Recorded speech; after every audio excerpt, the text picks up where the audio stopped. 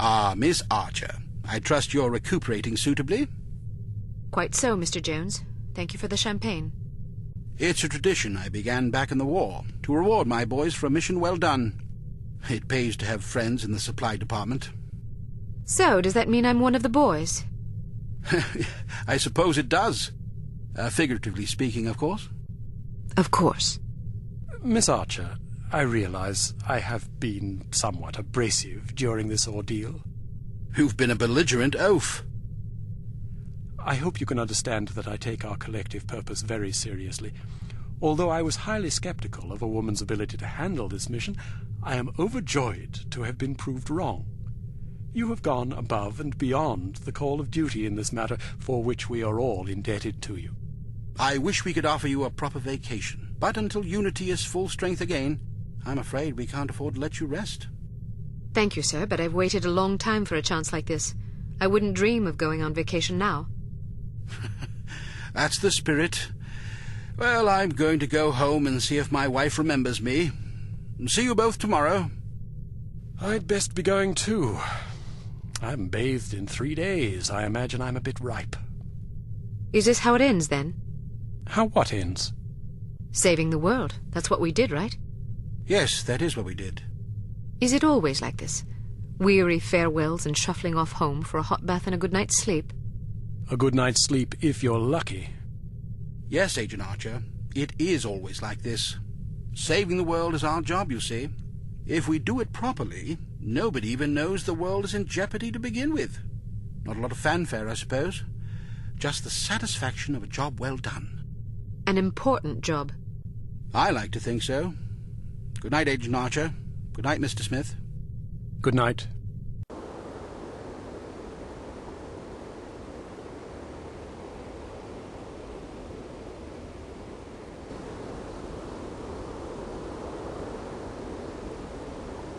You were right. Last night I slept peacefully for the first time since my father died. How touching. Tom? You owe me more than you can imagine, Ms. Archer. I thought you... You have no idea what I put myself through, and I'm not gonna get a dime for it thanks to you. You're the traitor. Hey, I'm not proud of what I did, but I was gonna get a handsome paycheck as compensation. A very handsome paycheck. Unfortunately, you had to go and blow up my benefactor. Money? You betrayed the entire free world for money? Ah, spare me the self-righteousness. Everybody has a price. Even you. You don't know anything about me. Maybe not, but I've been in this business long enough to see what people are capable of. Anybody can talk about honor and patriotism, but those are just pretty words. When the money's on the table, the right amount of money, you'd be surprised how quickly you can change your tune. Do you honestly believe that? Of course I do. You know what a spy is? It's just some ordinary Joe who's willing to risk his life to sell out his country for a few measly bucks. We rely on these people. That's where most of our information comes from. The difference between them and us, other than our training as operatives, of course, is a price tag. Mine just happened to be about 100 times as much money. And now I get nothing thanks to you. You're forgetting something, Tom. Those spies we recruit aren't patriots. They're cowards. We seek out selfish, hateful little people who place themselves above everyone else. We choose them because they're weak and greedy and arrogant. Like you. Touché. Don't you understand what you did? People died because of you. Bruno died because of you. Hey, Volkov killed him, not me. All I did was supply some information. I'm not responsible for how that information was used. We'll see what the court thinks about that. I didn't come here to surrender. Pity for you.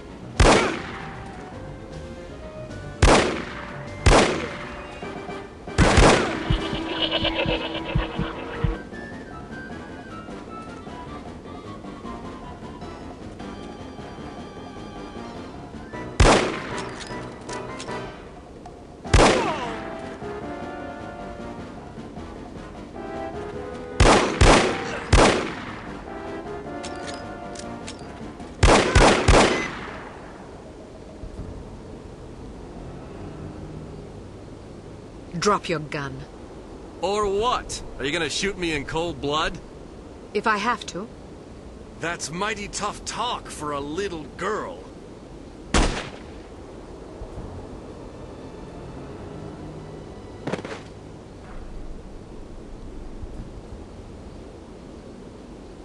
Mr. Smith, what are you doing here? Tending to some unfinished business. Mr. Jones? Are you all right, Miss Archer? Aye. What's going on? There's your traitor. You mean Smithy? How long have you known? I've suspected you for some time. You've only just now confirmed my suspicions. All this time you thought he might be a traitor? Indeed, but I had to be sure. You might have warned Bruno. He did. Bruno? Look out!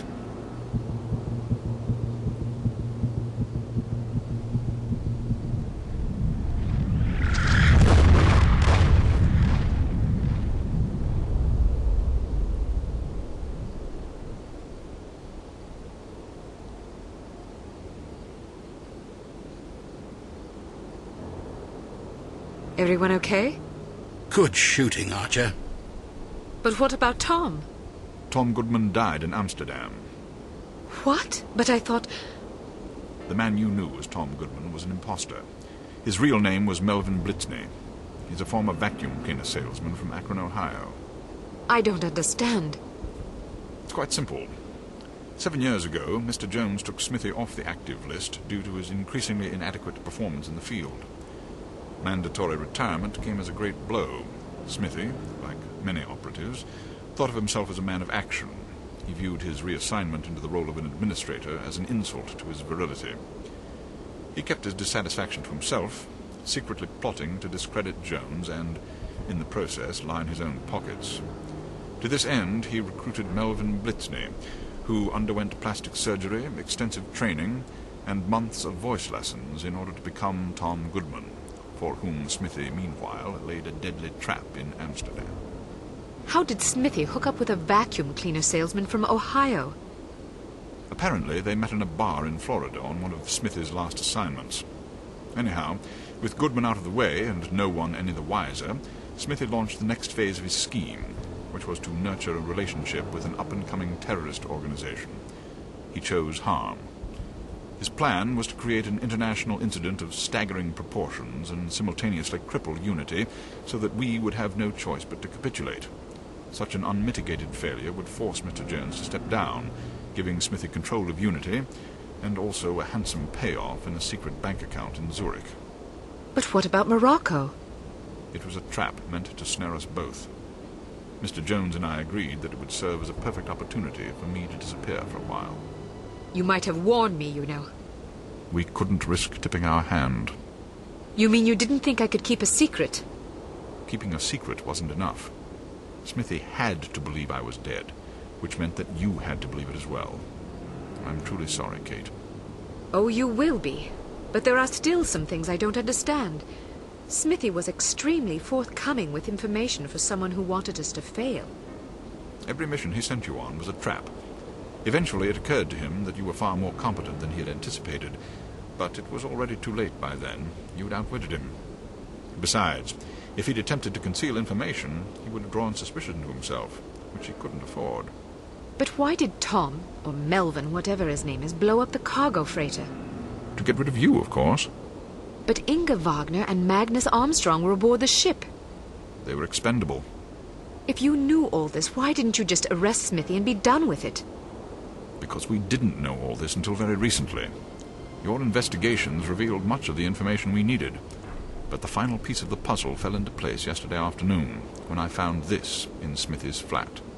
The puppet. Indeed. Unbelievable. I'm sorry I had to deceive you, Kate. Sorry's not good enough. Do you have any idea how devastated I was? I should leave you two alone. I'm sure you've plenty of catching up to do. You certainly looked sad. What do you mean? Well, I was watching when you came to pay your respects. You were spying on me? Not intentionally. I ought to kill you myself. Who's buried here anyway? No one. It's an empty casket. An empty casket? Calm down. Don't run away from me. Come back and take what's coming to you. Kate, please. You're overreacting. I'll show you overreacting, you bastard.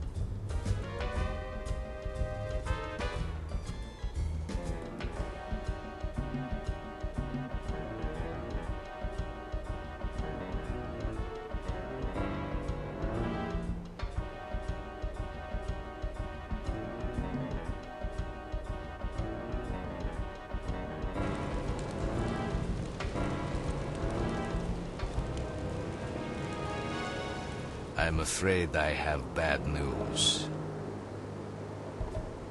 I'm already aware of the situation, Dmitri. No matter. We'll just have to do better next time, won't we?